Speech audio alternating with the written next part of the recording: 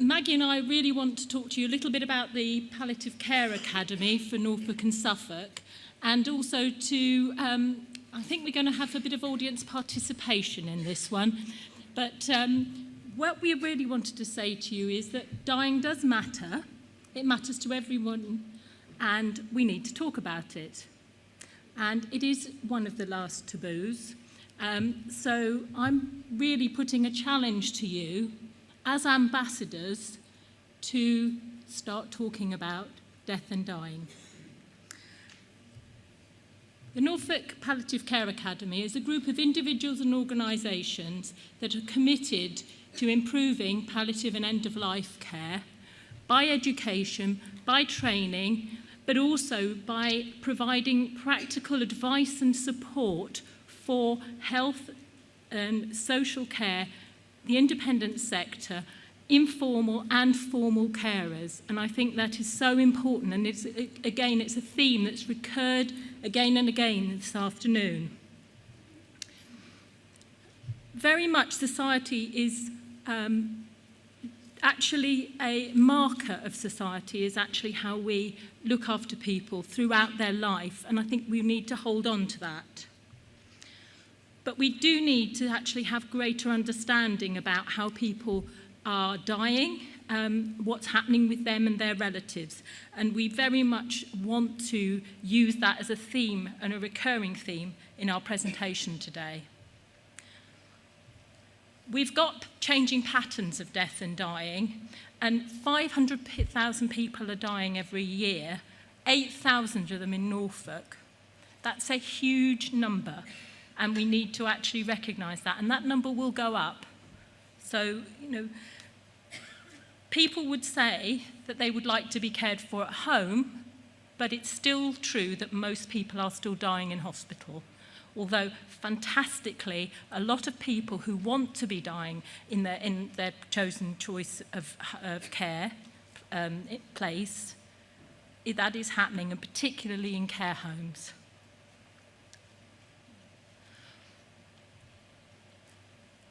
I wanted to talk a little bit about how we ourselves think about death and dying.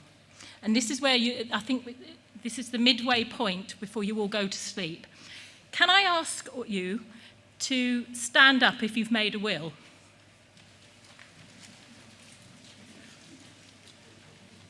Okay. How many of you have actually talked to your loved ones about what's in your will and what your care and preferences are? Now, can you, if you have, stay standing up. If you haven't, sit down. How many of you have actually are organ donors and actually have told everybody that you're an organ donor?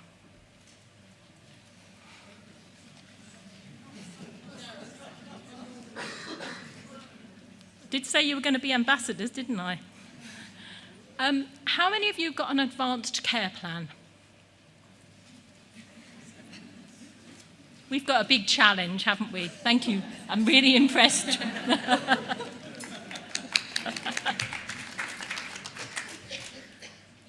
So, you need to start the conversation.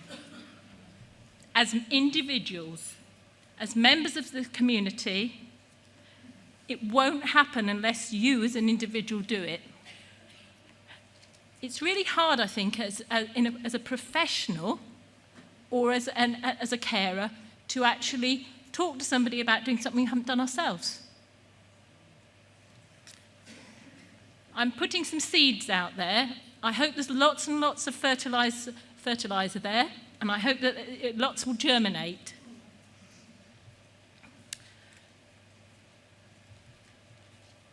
We need to be brave. We really do need to be brave. On this picture I love, I would like some bubbles going out about on top of all the dogs and what they're saying. Maybe, gosh, do you want to have the leg or shall I have the leg? But it's about ourselves as much as it is about the people that we're caring for. And if it was easy, it would have been done before.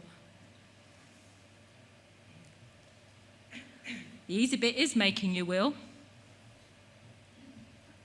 The hard bit is everything else. Talking about it at work and home. It's a great, great conversation stopper at the dining table. I've tried it. Planning for yourself and others. If tragically you went under a bus tomorrow, would your loved ones and your family know what to do? Would they know what you wanted to happen?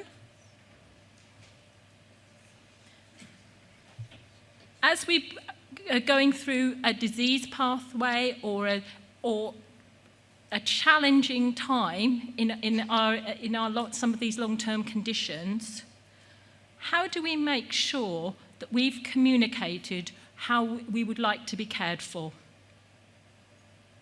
I'm asking you lots of questions here. We don't have all the answers, but one of those is actually to make your wishes known through an advanced care plan. So you can see we probably don't compare quite as well actually in this room, because I think more than 36% of you had a will. Potentially, maybe you've planned your funeral. Have you all written it down? Have you talked about it? And have you considered organ donation? When could we talk about it? I'm going to hand over to Maggie now to talk about advanced care planning, but I hope that I've touched your consciences.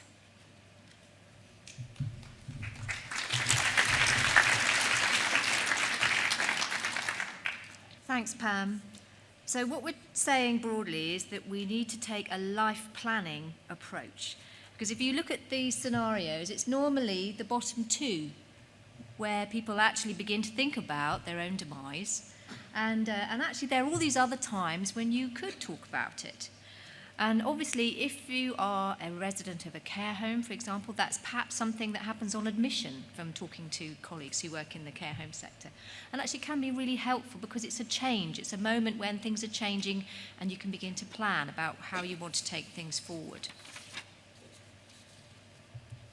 I want to talk a little bit about what we mean by advanced care planning. It's an ongoing process of discussion. It's an opportunity, as we've said, to think about how you'd like your care to be before you die, as well as afterwards. We've developed a framework for that advanced care planning, which was being used here and there across Norfolk and Waveney, and it's known affectionately, I say in inverted commas, as the yellow folder. It's called Thinking Ahead. And we've been doing some work through the Academy, through the collaborative commissioning group that we've set up, to make sure that it's commissioned, so it's paid for, B, that we have one set of documentation, and C, that we have one set of documentation across all care settings. And this is hot off the press from the printers and will be available for your use shortly, probably from next month onwards.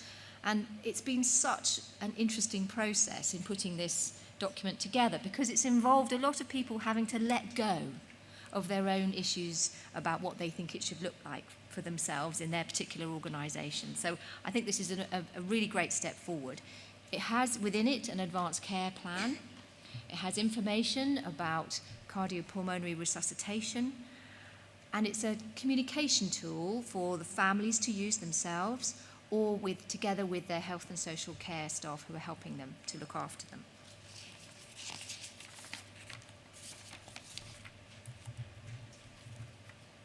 Why is it yellow? Somebody asked me that today. It's because the Ambulance Trust use yellow folders as a way of identifying all vulnerable patients. And obviously palliative patients are a subgroup of vulnerable patients. And the idea is that once you've completed it, you share it with the people who are looking after you, and then you put it up on your mantelpiece, and inside there's also a little sticker which you can put on the fridge so that if you're using the message in a bottle system, when people go to look in the fridge for the message in a bottle, they'll have a little prompt that says, look for the yellow folder as well. And so all the essential information about the kind of care that you want at the end of your life will all be in the yellow folder. It's obviously absolutely crucial that this is treated in a sensitive way. It's not designed to be given out as a full pack. It's an incremental process. We've been using yellow folders in Great Yarmouth and Waveney for quite a while, and I've seen yellow folders being used that just have somebody's contact card in it to begin with, which is the start of the conversation. And perhaps then the information leaflet about advanced care planning so the family can have a chat about it. And then perhaps a few weeks later, an advanced care plan has been completed and filled in and put in the folder. So it's really not to be used as a kind of comprehensive all-in-one go. We've got to get through the whole of this conversation, tick, tick, tick, tick, tick. It's not like that at all. The idea is that you take your time and you do it using the person's cues and following on from them about how they want to take that conversation. Just to tell you a quick story, I looked after a gentleman and his family, and they discovered he'd done an advanced care plan. He was a naval gentleman, very, very organised, regimented. He'd done his care plan. Unfortunately, he put it under the bed because he didn't want anyone to look at it, and they only found it after he died, after the funeral, and they were kind of going through and they were like, oh yeah, we got that right, oh no, we didn't do that, oh we got that bit right, oh no, we didn't do that. And it was such a shame because actually he'd covered everything, but the one thing he couldn't do was talk about it with his family. And Sue and I were involved in doing some focus groups, which were hilarious from the point of view, they were about death and dying. We had married couples coming to the focus groups who hadn't talked about the fact that they were coming to a focus group about death and dying in the car. So when they arrived, they'd be like, oh gosh, we can't talk about that. And think, well, you're here, you're having the conversation now. And you had children who couldn't talk to their parents, parents who couldn't talk to their children. So it's about trying to address that taboo and saying, actually, it's okay to talk about it. It won't make it happen any sooner. There are controversial issues associated with this whole area around resuscitation, around advanced decisions to refuse treatment, and lasting powers of attorney. So there is a need for training and education to help health and social care staff to do the job properly. There's lots of information on our Be Ready For It website to help you. There are checklists. There's ideas for your bucket list. We've got checklists over there, so you can have a think about all the nice things that you keep putting off, as well as those other things that perhaps like doing your tax return. Also, there are groups who can help you have that conversation. There are death cafe movements in both Norfolk and Suffolk where you can go, and the best thing about it is they always provide fabulous cake. So if you're into cake, go to the Death Cafe and have a really interesting conversation about death and dying and eat lots of cake. There are also really interesting Twitter campaigns. This lady is a doctor and she started a campaign because nobody called her by her name when she arrived in hospital. So she started a campaign. And it's all part of, people don't really want to talk about it because it's about death and dying. So, as Pam said, what do you all need to do as individuals to make sure you're ready, and by the process of doing it will help you to help other people to have those conversations. Thank you very much for listening.